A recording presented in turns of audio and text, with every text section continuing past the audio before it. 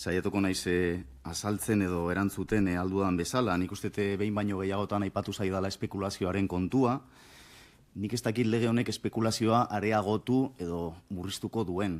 Kontua da, espekulazioa ja badagoela lege hau egon baino lehen, eta lege honek ez duela ezer egiten hori txikitzeko, hori murrizteko. Hori da, gehiago nire komentarioa hortik zijoan.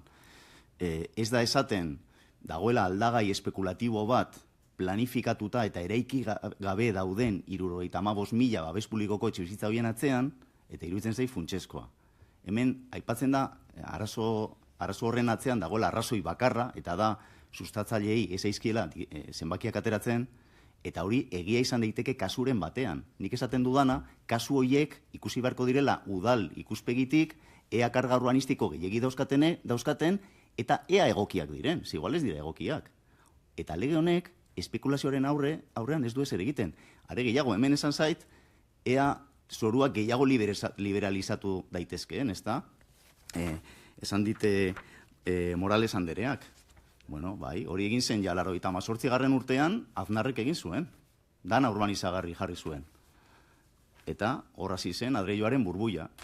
Hori errepikatzea baldin bada Alderdi Popularraren aukera, bueno, ea sortea duzuen horrekin. Esan zait hemen, 10%arena doala dena babes publikoko etxeetara, eta hori egia da zoru urbanizagarrian, baina zoru urbanoan ez da hori esaten. Eta nik uste ez dela legea egin duenari eskapatu egin zaion zehozer. Nik uste hori nahita egin dela, eta nik hor jarri dute azpimarra. Gero esaten zaite, 17. sektorea jada desklasifikatuta dagoela, eta sentitzen dut berri bat emango dizu, baina oraindik ez dago aprobatuta Gasteizko plan berria. Aprobatzear dago, baina oraindik ez dago. Dena den, interesgarria da sektore horrekin gertatu dena. Zeren eta hemen Gasteiztik esan zaite rigore gutxirekin hitz egiten dudala, gogoratuko duzu, Moreno jauna, nola desklasifikatzera zijoala esan zenean, zer egin zuten promotoreek. Eraman zituzten makinak astera obrak, lizentziarik gabe, eta joan zen polizia, joan zen udaltzainak, eta esan zitzaien hortik joateko. Zer esan nahi dut horrekin? Badaudela mekanismoak espekulazioaren kontra ahitzeko, eta lege honek ez ditu martxan jartzen. Duela 2 edo 3 urte hemen proposatu zen automatikoki desklasifikatzea urte askotan garatu gabeko zoruak, eta ez zenuten ez da tramitera ere onartu. Nafarroan badago halako mekanismo bat. Lurralde plan sektorialetan, udalerriz gaindiko lurralde plan sektorialetan, iraungi daitezke plan horiek ez badira garatzen. Eta proposatu zen hemen halako zerbait, eta ez zenuten ez da tramitera ere onartu. Eta San Prudentzio 17. sektoreak oso ondo erakusten du, promotorek ikusten dutenean, edo desklasifikatzera doala udalak ala erabaki duelako, edo guk proposatzen genuena zen automatikoki gertatzea Nafarroan ere dagoen bezala, hasten direla garatzen. Horrelako neurriak egin zitezken lege honetan, eta ez da egin nahi izan. Nire ustez, eta lotzen ere, turismoarekin lotzen diren zenbait konturekin, esango nuke lege honek EAE osoa izendatu beharko lukela area tensionatu, zioan aipatzen da datu bat, eta da, maizterrek batez beste 130 baino gehiago bideratu behar dutela haien soldatatik alokairua ordaintzera, eta beraz lege honen zioak berak esaten du, eramaten ari zareten prozedura area tensionatuak udalez udal, edo udalerriz udalerri, prentsaurreko ez dala egokiena. Izendatu zitekela autonomia erkidego osoa. Horre konponduko lituzke arazo asko. Espekulazioa pizka bat aipatu dut. Lurzoru legeak 2006an bazeuzkan tresna batzuk, area tanteo eta retraktoko eremuak izendatzeko, horiek ez dira gehiago garatzen lege honekin.